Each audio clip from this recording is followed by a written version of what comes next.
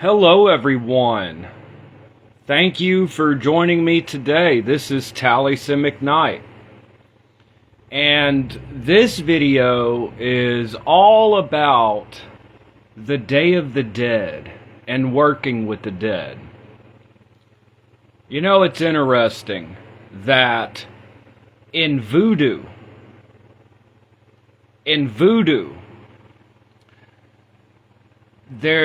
this is the Day of the Dead, often celebrated November 1st, November 2nd, Fete Ghede. In Haiti, this beautiful religion, which I am not a part of, I can't speak for voodoo, but it's interesting to note that in voodoo, November 1st, November 2nd is the Day of the Dead, Fete Ghede. And they also venerate the Ghede, which are Loa, and they visit cemeteries and they feed the dead with food. So this is voodoo. Voodoo. This is a special time for venerating the dead in voodoo. In Mexico right now, so in voodoo we have Fete Ghede, the Day of the Dead, going on right now. That's voodoo. And then in Mexico, we have right now going on Dia de los Muertos. They don't have Halloween in Mexico. They have Dia de los Muertos. I cannot lump all these things together and say they're the same thing, but it's interesting to note that in voodoo, this is a special time for connecting with the dead in voodoo, and in Dia de los Muertos in Mexico, in the Americas, in Mexico, this is a time for venerating the dead. Again, food offerings. That's an interesting thing, that leaving food for the dead is found in the Mexican Dia de los Muertos and also in voodoo and Fete Ghede, food for the dead. And of course, it's very popular in the English-speaking world to talk about Samhain. Samhain. The Gaelic Festival of the Dead, Samhain, as a time when the veil between the worlds of the living and the dead are opened up. It was believed that this was a special time when the veil that separates the living and the dead, though dead humans, people have passed on, this veil is thinnest right now.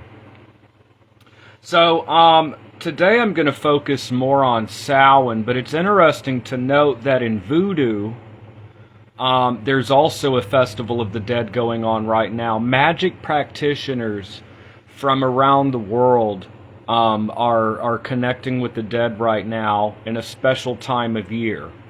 So if we, it's interesting if you look at magical practitioners, whether you're a neo-pagan and you're practicing some type of neo-pagan witchcraft, it's very common to honor ancestors. And in voodoo, beautiful religion, in voodoo, this is a special time in their tradition, which is a separate tradition.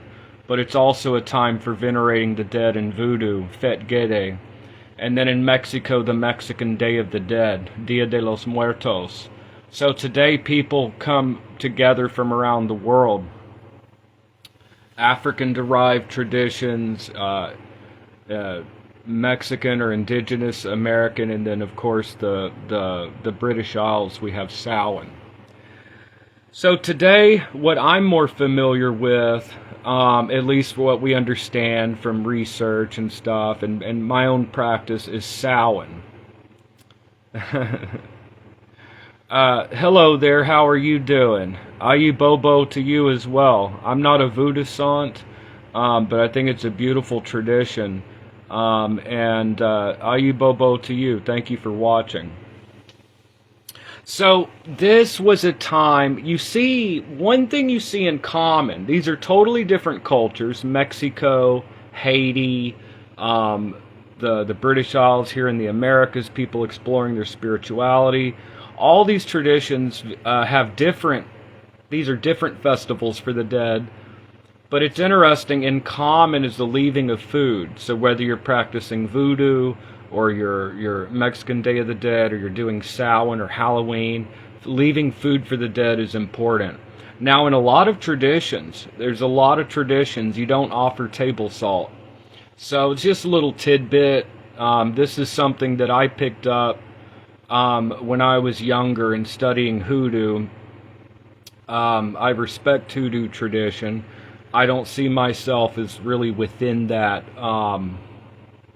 tradition, but it's informed my practice. You know, I used to even then not offer salt with the dead, and that's something found in a lot of cultures. Just a little tidbit, not to add table salt in food offerings. In a similar way as iron is said to drive away nature spirits, you know. So there are different modes and protocols for working with spirits or invisible entities in different cultures. And you know, there's a lot of similarities also in the world, even though everything should be respected as its own tradition. You know, recently I've been researching a lot about Shinto in Japan. And it's interesting that it's a nature veneration and an honoring of the ancestors and an honoring of the kami, or the gods.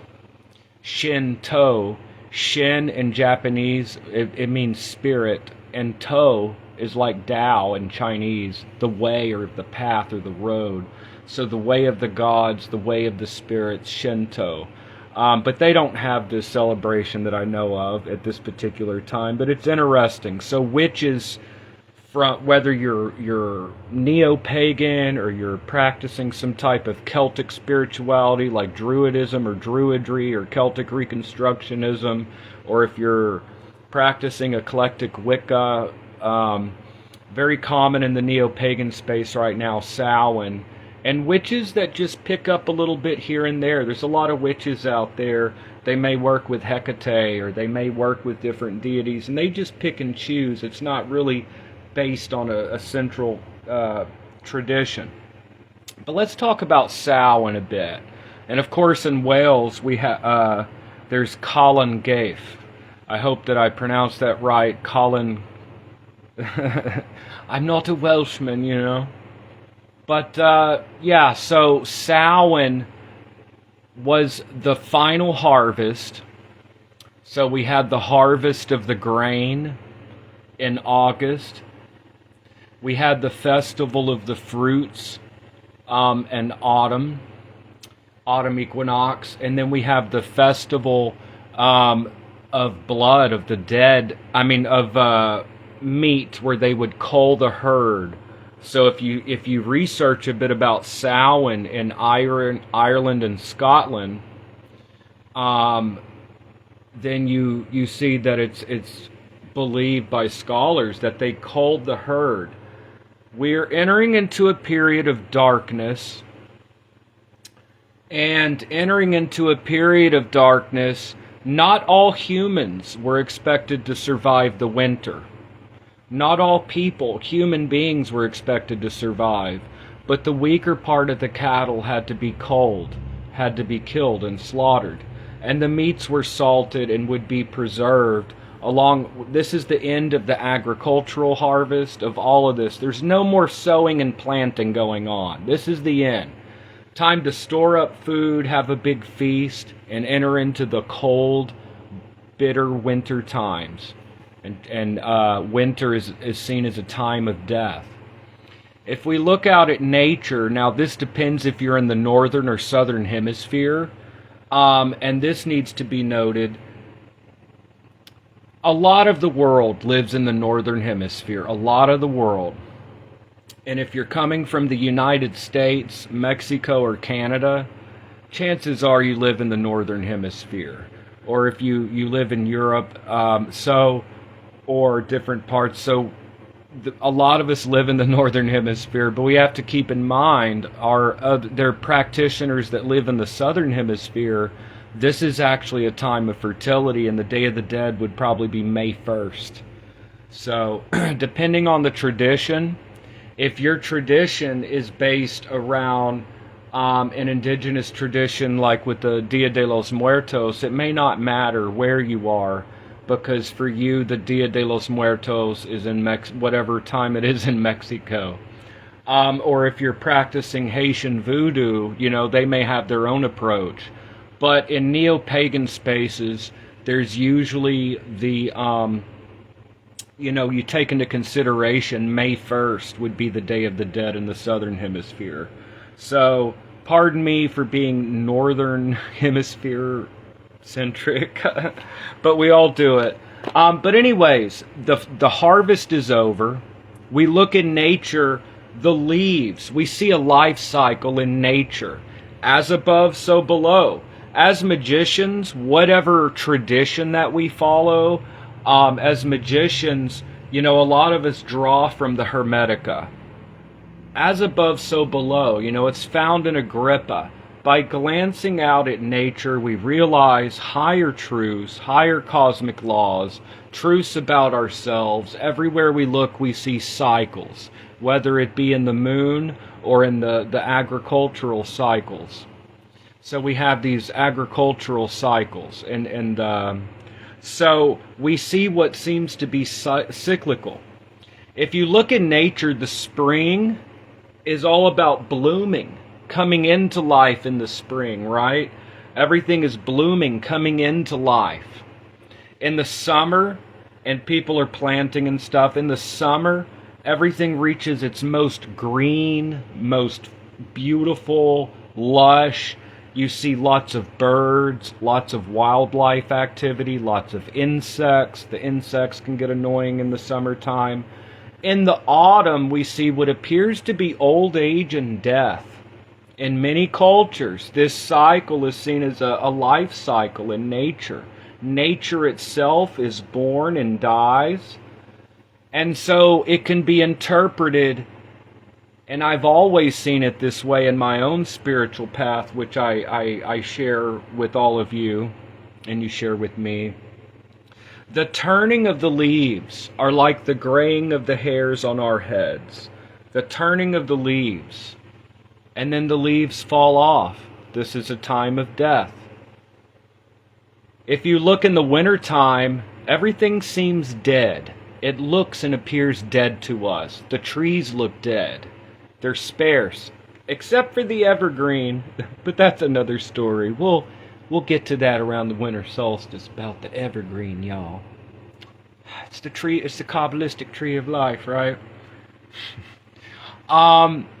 So everything seems to be dead. The foliage is gone, the leaves are off the trees, the insects are dormant.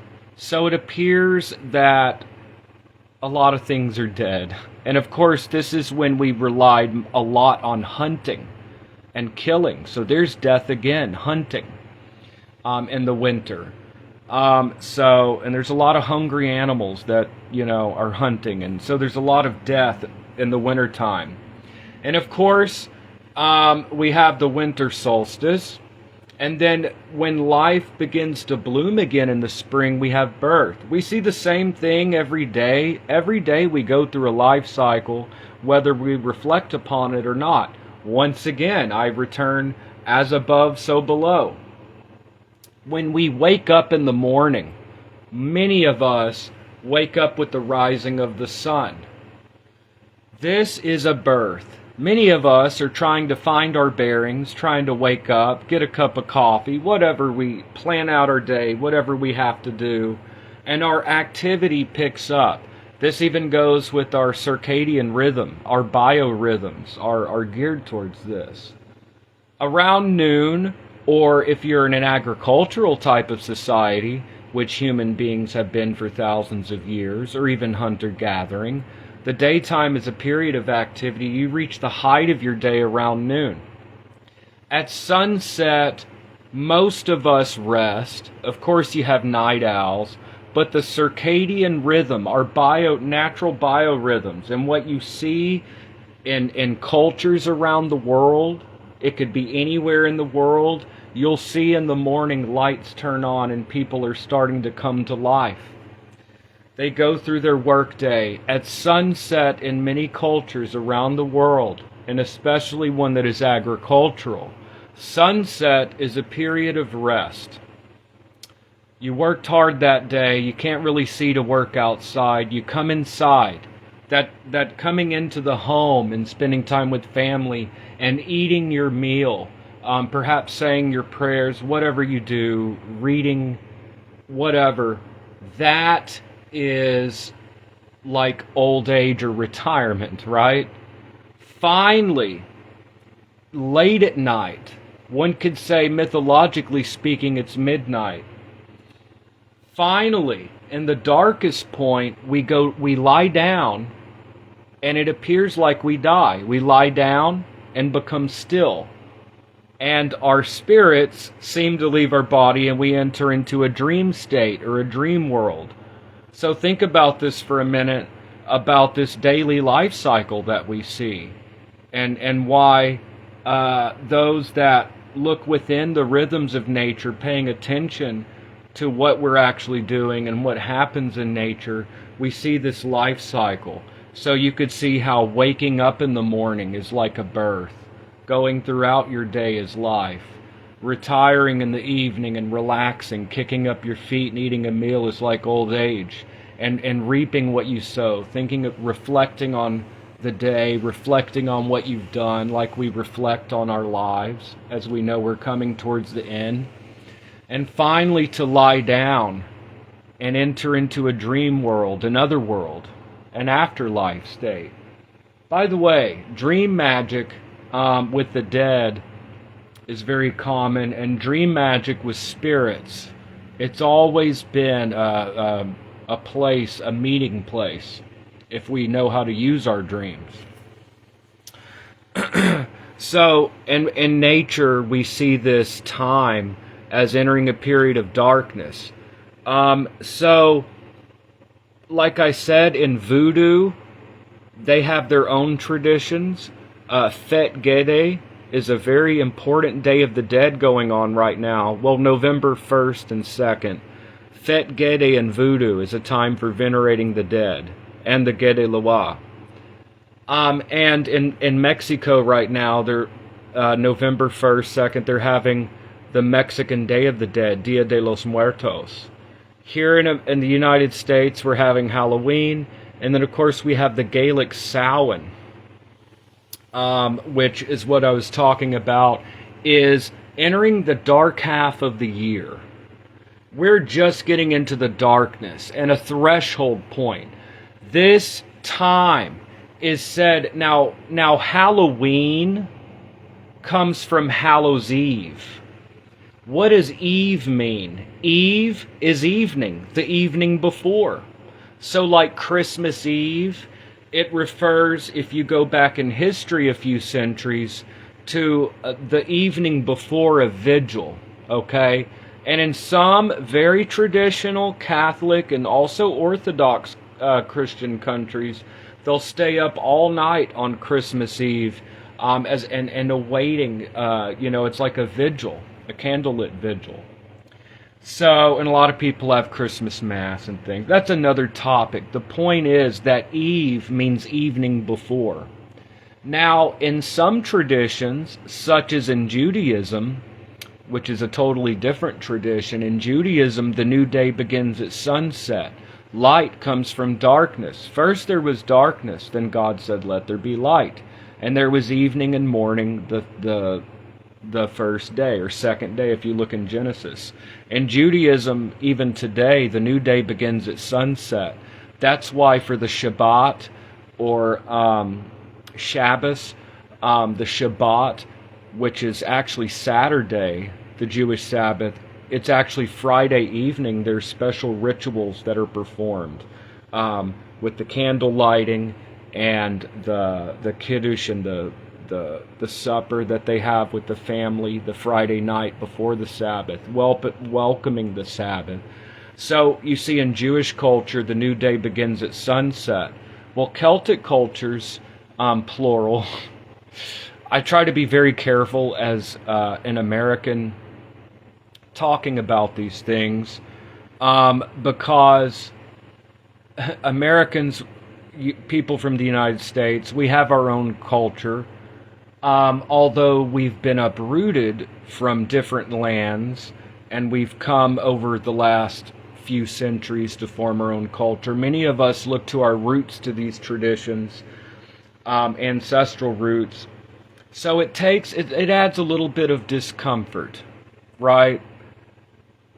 But on the one hand, we try not to claim that we are something that we're not, or to represent another culture that we're not. But at the same time, we also feel the need to find ancestral roots. And for some of us, this may come from Scotland or Ireland.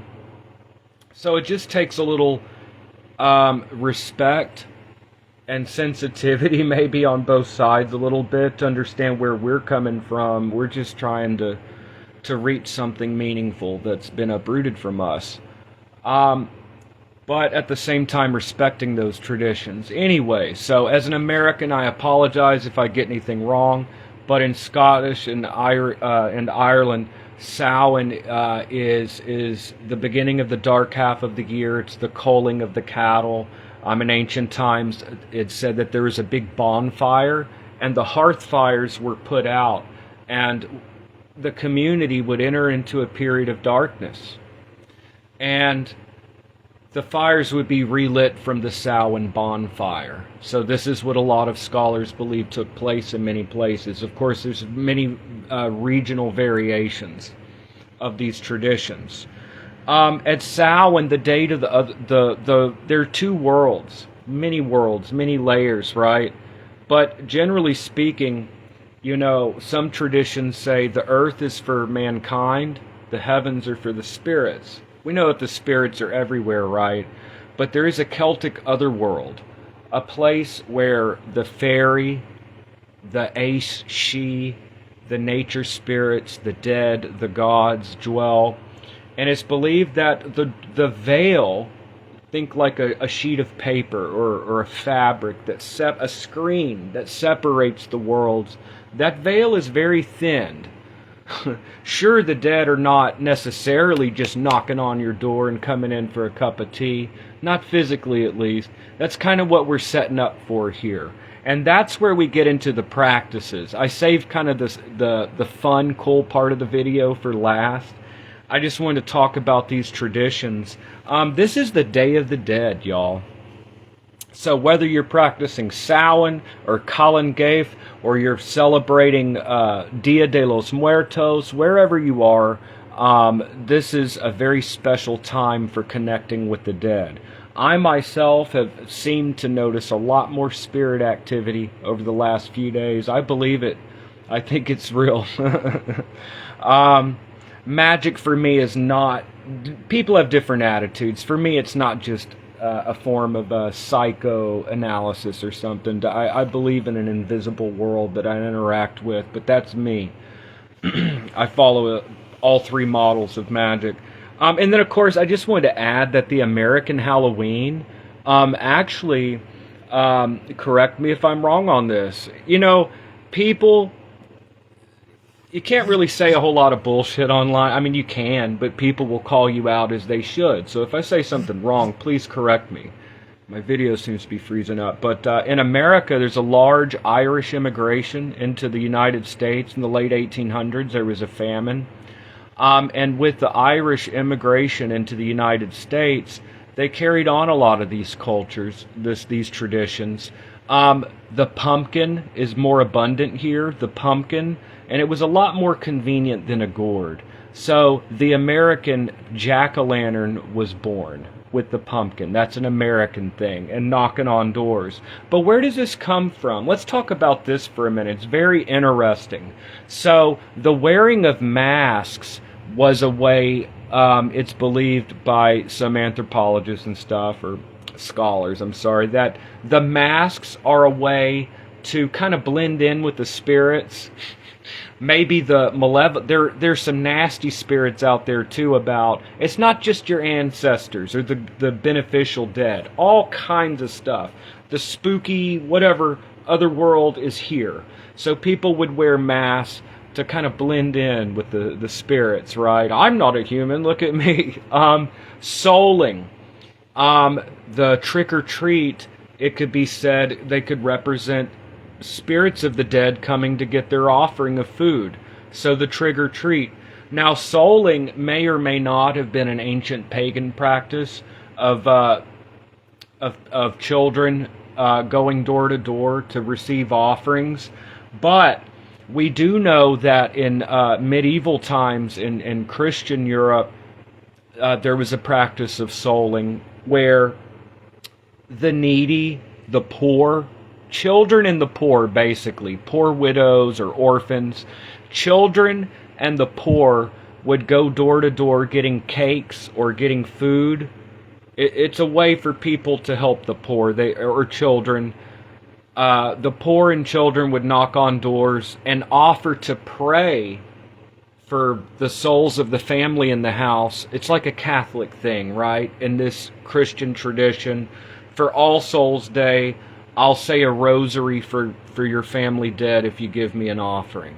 So, children and the poor would go door to door receiving these alms of food and offer to pray for the family dead or sing songs or whatever. So this would become, trick or treat. And now it's just like a commercial fun thing, which is okay in itself. Life is to be joyous, and joy itself is sacred. So I don't look at it as just commercialization and blah, blah, blah, whatever negative. Let the kids go have fun and knock on doors, it's fine. Take a chill pill, Ned, But witches today, whether you're practicing brujeria, Mexican brujeria, or voodoo, or you're neo-pagan, and it's not just the pagans honoring the dead, even the Christian workers gets in on it too, right? You want to offer a rosary for the dead. That's very consonant with All Souls Day. So we have neo-pagans, Christians, people from all walks of life working with the dead right now. So let's talk a little bit about some practices. What I recommend is two things, y'all. First of all, have fun. This is a celebration. This day is not supposed to be like, ooh, gloomy death, It's supposed to be fun. Go light a bonfire, I don't know if y'all drink or what, but go drink some beers with your friends. Go have a blast. Go to a costume party, Go talk to somebody, Get it going, y'all. Have fun. All right? That's the first thing. Now that that's out of the way, a sacred practice of connecting with the dead.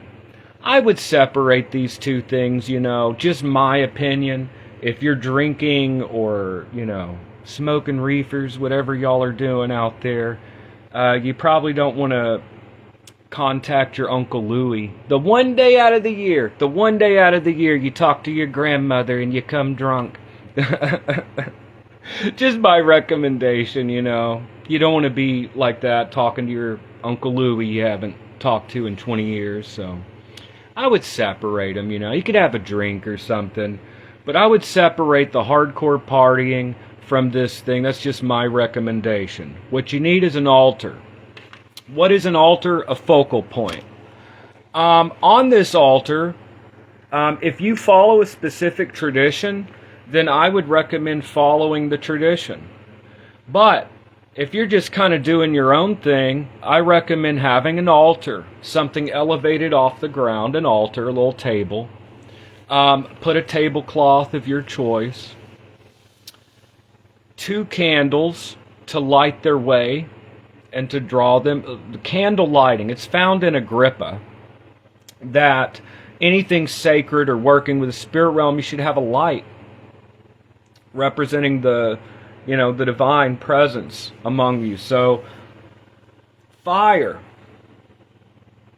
2 candles. I represent white just because it's general. I don't like using black candles with the dead. I used to when I was much younger, but through experience I've come to understand that, the association of death and, saturnine qualities. Me personally, I prefer white candles for working with the dead.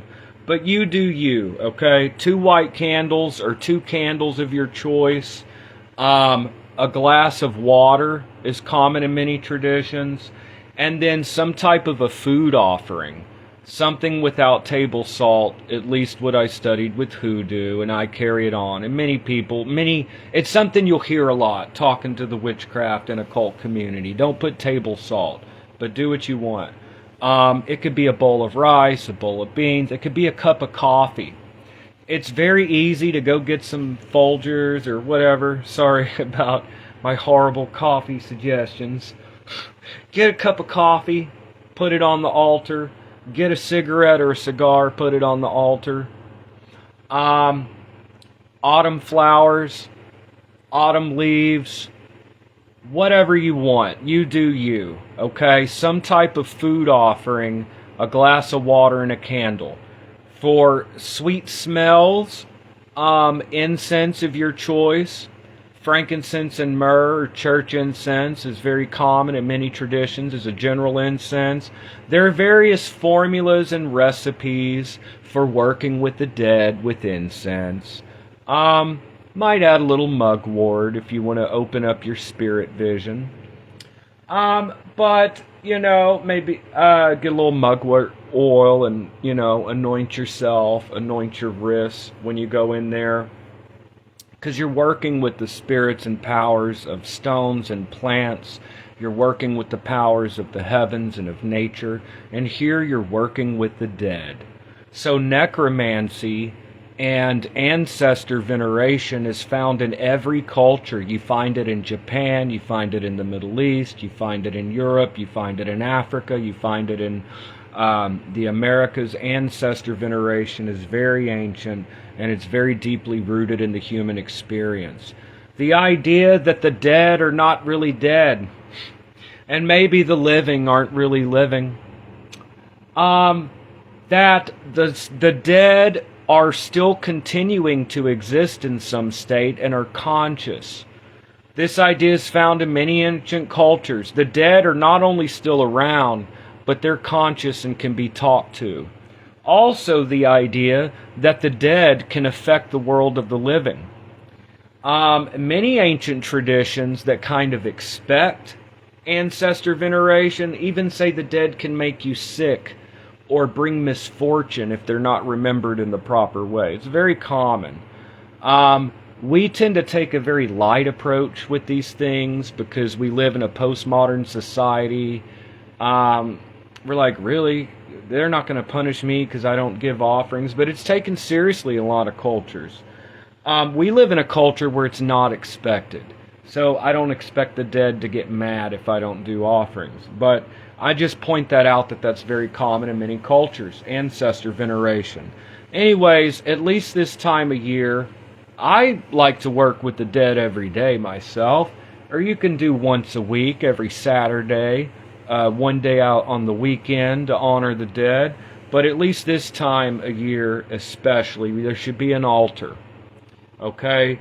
You want to do ritual, this is what I recommend. Couple white candles, a glass of water, some coffee, maybe some type of food that you prepare. Shared food from your... Actually, what I recommend is making a meal and sharing it with the dead. Don't salt their food. And serve the food, call their names. Call their names. Naming is so important in all these different witchcraft traditions. A name is believed to be a link. We're following these different spiritual traditions through the millennia, through the centuries, these different things that practitioners, people around the world that are trying to work with the spirit world, trying to harness magic to improve their lives, have found certain protocols that work. One of them is working with the dead. The dead can affect the living. And in future videos, I'll get into practical magic with the dead. How do you work with the dead for prosperity or for healing? Things like that.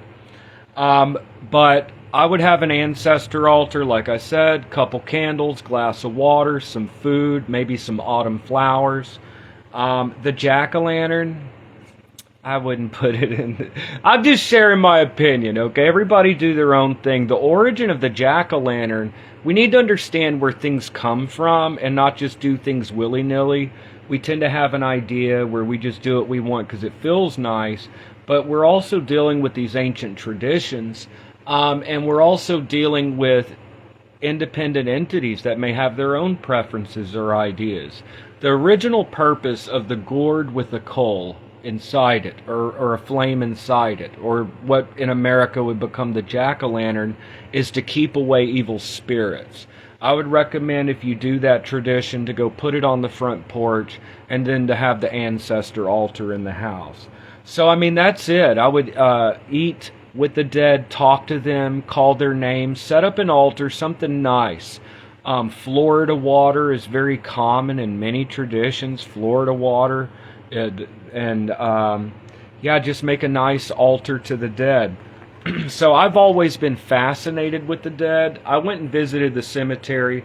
Now, something to take home from this. Hi, Angelo. Angelo says, thank you for sharing. Well, thank you so much for being on this video. I really appreciate you. Also, we need to think about, this is a great time to just reflect on death. Every knee will bow before death eventually. What was it? It was a real... this was back when I was doing a lot of necromancy. I worded it wrong. Basically, everyone one day will bow before death. All. If you're alive right now and your heart is pumping and you're listening to this video, I'm sorry, but guess what? It's going to happen to all of us. And there's not a fucking thing we can do about it. So it's a good idea to reflect on death once a year, which also connects us with the agricultural cycles and the cycles of nature. See, we're working with nature. There are some world-denying paths out there, but generally speaking, the world in many traditions is seen as divine, flowing with nature. We're part of a community. We're part of the tribe, or I guess the tribe today is the world, or we're part of our religious traditions. We're part of our friendship and our groups, our family and our dead. We're part of something larger. We're part of a bigger picture in the cosmos, where everything plays a role, whether it be the gods or the elemental beings, the spirits of nature. All of us play a role in the cosmic scheme of things. And this web of life, this interaction that we're able to interact with each other, this is what we're working with. This is a great time to contemplate death. We will all meet it one day. And to really think about, what does that mean? Think about our mortality. Memento mori. Remember, you will die. Death humbles us all. So this is a great time to focus on death.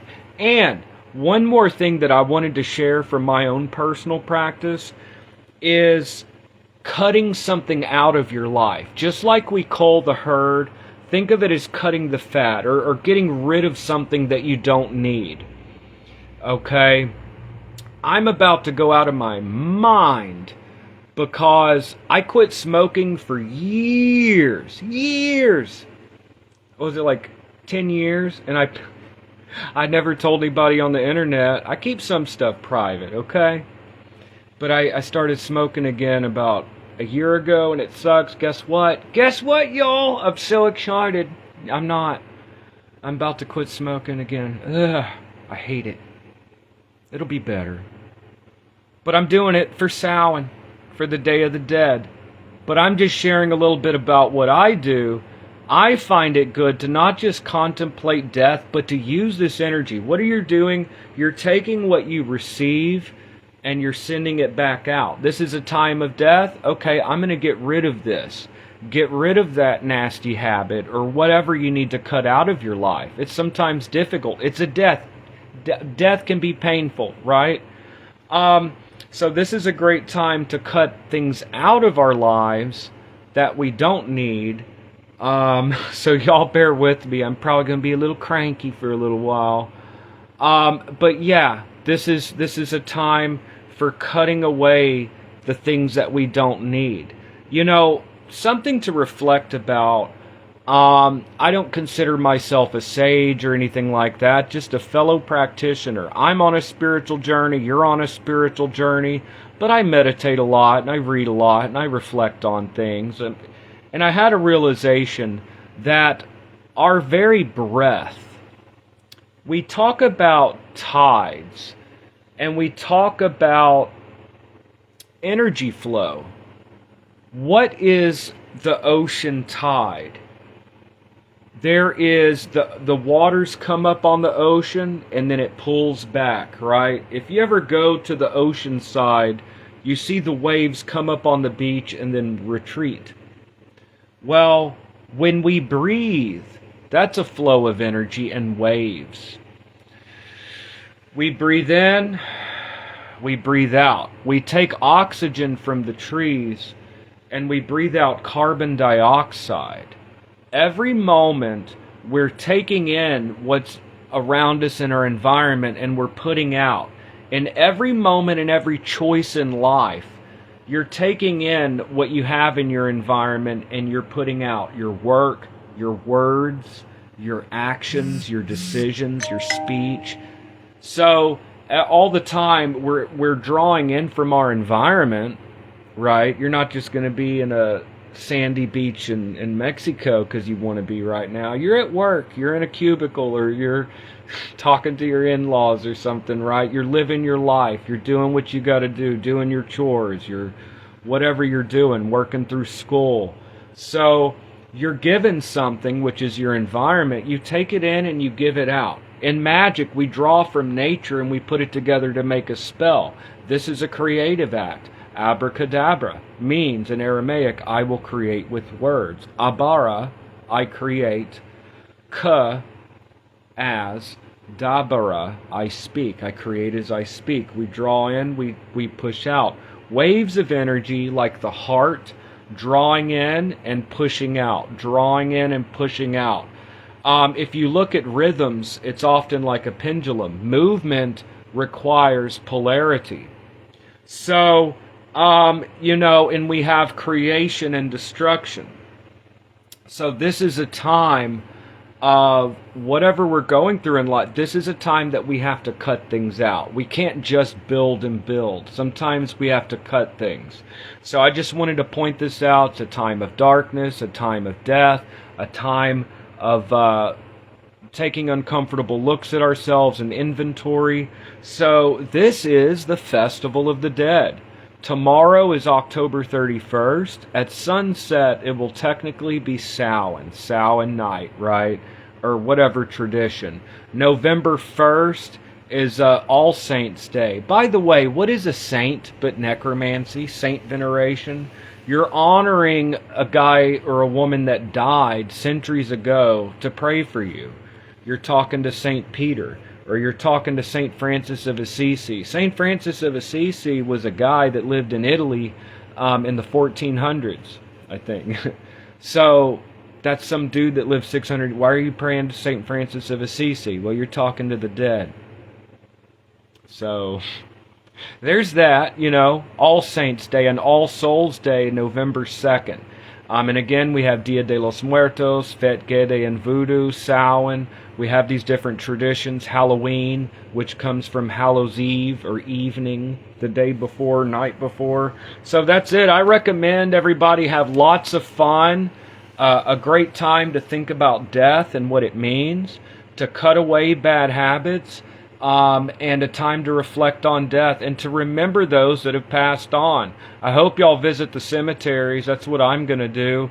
And like I said, an ancestor altar, put some food out for the dead, light some candles, fill a glass of water, talk to your dead, call their names, tell them what you've been up to, and listen.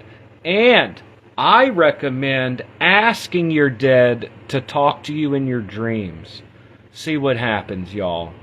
So I could feel the spirit activity picking up. This is a quick video for y'all. Happy Day of the Dead, whatever traditions y'all come from. And those in the Southern Hemisphere, I apologize. This video will be relevant May 1st for y'all. So anyways, Happy Day of the Dead. This video, I'm going to have to re-upload. The comments will be gone because of Facebook is a pain. But thank you so much for joining me, and I will see y'all in the next video. Happy Day of the Dead, happy Halloween, happy Samhain, whatever you practice, wherever you are. The spirits are among us, y'all. See y'all in the next video. Thank you so much. Have a great day, y'all.